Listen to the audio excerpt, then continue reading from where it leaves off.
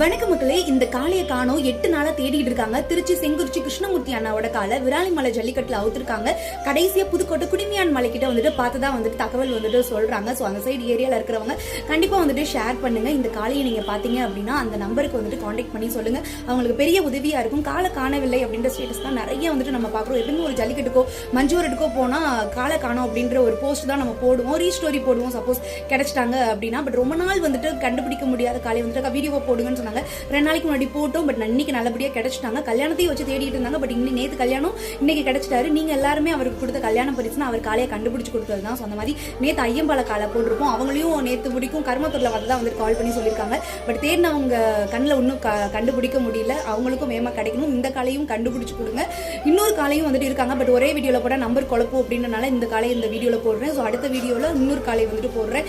காலை காணோன்றது உரிமையாளர்களுக்கு ஒரு ரொம்ப பெரிய பாதிப்பா இருக்கும். வீட்டில் ஒரு பிள்ளை மாதிரி